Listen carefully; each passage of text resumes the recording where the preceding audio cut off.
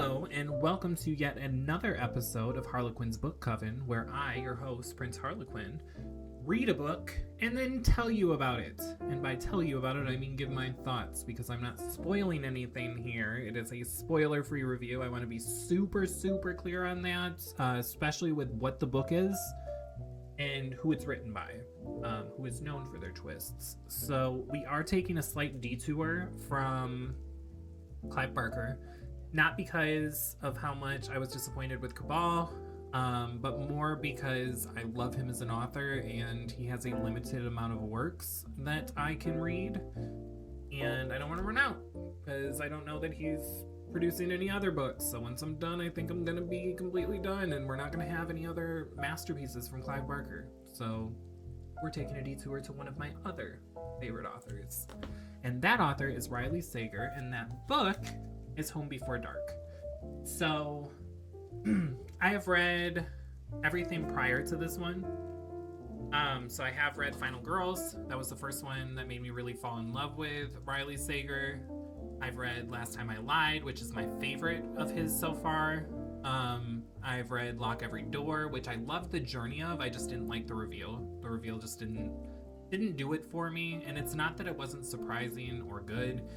It was just, I think, as a longtime horror fan, the reveal was something I've seen so many times that I wasn't wowed by it in the way that I'm typically wowed by Riley Sager. Excuse me. I attempted to read Home Before Dark for the first time around the time it was released, which I believe was 2020, if I'm not mistaken. And it was right before I hit a reading slump. That's what happened. It wasn't that I wasn't interested in the book. I wasn't entirely interested in the setting, which is wild to say as a horror fan because the setting is it's a supposedly haunted house, which is a tale as old as time with horror. So if you love horror, you should love haunted houses, kind of, I guess. I'm more of a slasher person. That's what I like. That's why I picked up Final Girls from him. Haunted houses are not my go-to. However, I do trust Riley Sager enough to make it entertaining because his writing, for me, is wonderful. I love reading him. I love his prose. I love the humor. I love the twists. I usually love the characters. And so I was willing to give it a shot. And so now that I am back in my book bag, it was time to return to the book that I DNF'd right before I stopped reading for years. Now, Home Before Dark, and I'm going to read the description because I don't want to give any spoilers, is essentially about Maggie Holt doesn't believe in these things, even though they are the details of the story that made her family famous. 25 years ago, she and her parents, Ewan and Jess, moved into Bainbury Hall, a rambling Victorian estate in the Vermont woods. They spent 20 days there before fleeing in the dead of night, an ordeal Ewan later recounted in a horror memoir, House of Horrors. His tale of ghostly happenings and encounters with malevolent spirits became a worldwide phenomenon, rivaling the Amityville Horror in popularity and skepticism. Maggie has lived her life in the shadow of her father's book, so when she inherits Bainbury Hall after his death, she returns to renovate the house to prepare it for sale. However, her homecoming is anything but warm. People from the past, chronicled in House of Horrors, lurk in the shadows, and locals aren't thrilled that their small town has been made infamous thanks to Maggie's father. Even more unnerving is Bainbury Hall itself, a place filled with relics from another era that hint at a history of dark deeds. As Maggie experiences strange occurrences straight out of Ewan's book, she starts to wonder if what he wrote was more fact than fiction.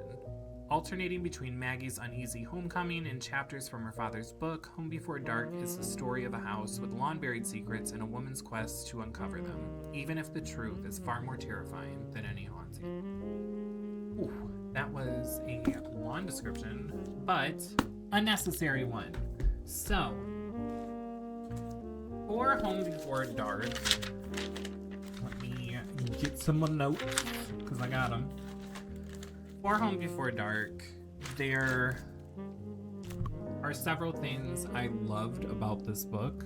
I adored the main character. I thought she was relatable. I thought she was funny. She was smart. She was brave.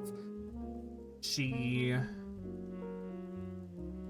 was a really good tool to navigate the story with. 10 out of 10. Loved Maggie. Maggie was wonderful. The dual timelines. So initially going into this book, I remember I was talking to my friend and I was like, hey, I think I don't really like dual timelines. And this book is dual timelines. So I don't know if I will end up loving it. This book made me love dual timelines. I adore them, actually. And actually, I don't even think that's true. I think it was a misconception on my part that I didn't like dual timelines. Because Last Time I Lied is dual timelines, and I fucking adore that book. Like, it's in my top 5 books. I love Last Time I Lied. And this was no different. It was an excellent use for the plot as far as reveals, kind of getting the backstory while getting the current story. Neither of the dual timelines were boring, so that was amazing. In fact, it was kind of an opposite reaction of why sometimes I don't like dual timelines, in which one of the timelines usually ends up being less interesting than the other. In this case, both were so interesting, I was mad I was switching back and forth because I wanted to find out what happened next. And as soon as we get to the end of that narrative, we have to switch back to the other one. But overall, perfect use. The other thing that is a major pro about this book is it genuinely creeped me out. There were several times I was afraid to read forward, which is something that hasn't really... I've been like on edge reading a book, and I've been creeped out reading a book, but I've never felt this in the sense that it almost felt like I was in a movie theater and I wanted to like cover my eyes. But you can't cover your eyes because it's a book and you have to read.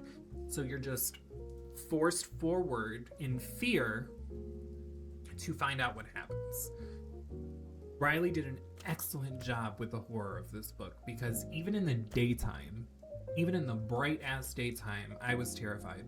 I was scared. I was hearing things in my house that were just normal noises that my house makes, but because I was reading the book, I was just like, what was that? What's going on? So I really, really loved that. The pacing was perfect. It did not take long at all to get into the story and get into the creepiness and the current events, along with getting into the book's version of events of what happened at the House of Horrors, which I want to actually circle back to the dual timelines, because having a book within a book is such a...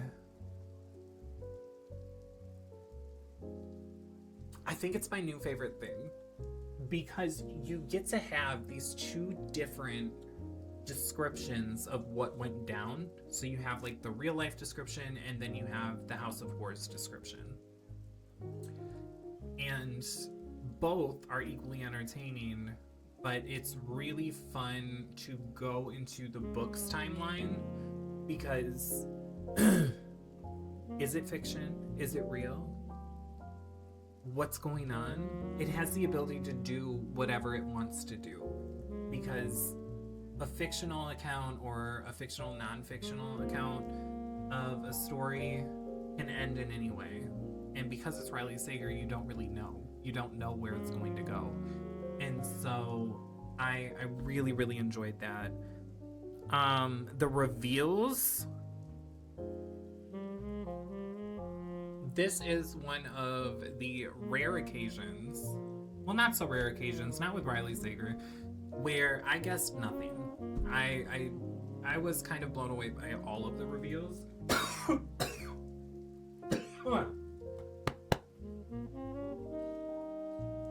Uno momento. Okay. The reveals, one, there's multiple reveals. All of them are satisfying. None of them feel like a throwaway reveal. A couple of them had my jaw on the floor. It all made it feel so satisfying. And that's really hard to do when so many reveals have already been done. Does that make sense? Like, the fact that, you know, it's 2026, it's been a long time, a lot of stories have been told, a lot of twists have happened, and Riley finds a way, even when the twists are something that we've seen before or we've seen a variation of, to make it unique enough that it feels new and actually makes my jaw drop. And then the final thing that I really, really liked about this book was the main character has natural consequences to her actions.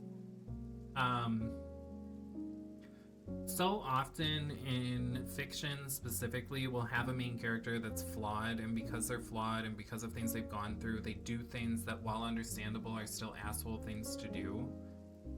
Oh my god, I'm sorry. And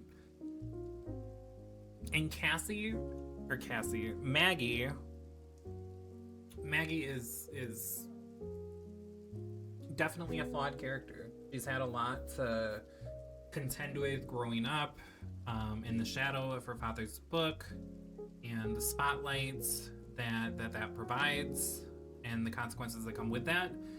And therefore she can be a bit untrustworthy, which is understandable. And she's quick to assume the worst sometimes in people, which is also kind of understandable. There are choices she makes and assumptions she makes that, when they were happening, I was just like, Maggie, why would you do this? And to get to the end of the book and have some of those decisions, even if forgiven, not absolve her of them, felt very, very real life. So it made Maggie feel even more real. It made the story feel even more real, because in real life, when you hurt somebody enough, or when you don't trust somebody enough and they have to suffer for that, there's a large chance that they will not want to be in your life anymore. And it was nice to see that play out, because I agreed with it 100%. And the thing is, there's so much accountability that Maggie has in that moment that it doesn't make you dislike her. At no point throughout the story is she unlikable. If anything, she is relatable. She is somebody you can empathize with. You can sympathize with her plight. You can sympathize with the situation. And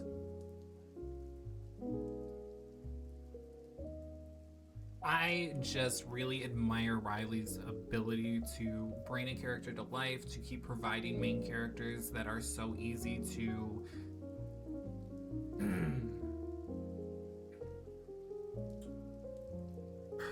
what is the word for it? So easy to connect with that they carry you through the story. And there is something to be said about the importance of having likable characters in your stories, and Maggie is definitely one of them. And if she wasn't likable, I don't think this book would be nearly as good. So, with that said, let's move on to what I didn't like.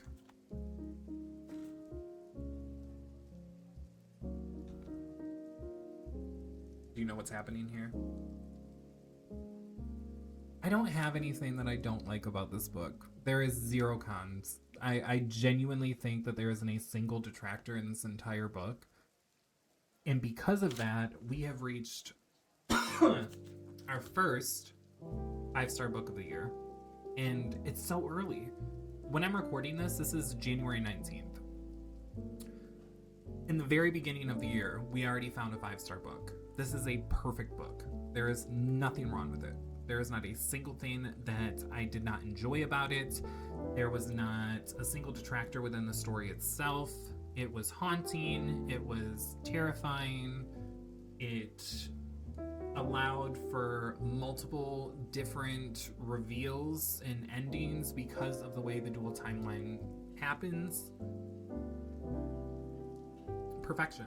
Actual perfection. I'm so mad that I was so close to not going into a book slump, because had I, back in when I first read this, had I continued reading this and finished it, I would have been reading this entire time.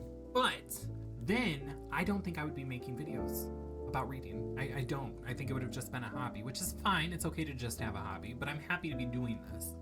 And so, Home Before Dark, 5 stars, perfect, absolutely loved it, adore the characters.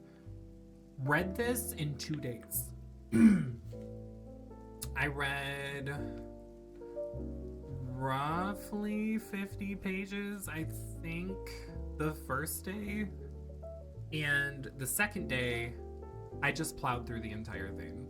I did not put it down. I read it from start to finish, basically, minus 50 pages. So that's not a 5-star book. I don't know what is. If you haven't read it, check it out. If you have read it, let me know what you think, how you feel. It's very hard to give opinions on this book without going into spoilers, and so I apologize that some of my critiques of this were not more than vague, because I don't want to give anything away. The experience of this has to be something that is not ruined, because otherwise you will not get to enjoy the masterpiece that this book actually is. Overall, I think this is my second favorite Riley Sager book now. Absolutely adored it. So like, comment, subscribe, talk to me in the comments, tell me what you thought about Home Before Dark, and I will see you in the next video. The last video that I will be in this sweater, because it is the last video that I am making, because I only have one more book that I finished. But I wanted to get all caught up, and I wanted to make sure that there was like a buffer so that we don't end up in the hiatus we ended up in the beginning of this. So with all that being said, have a wonderful day. I'll see you in the next one.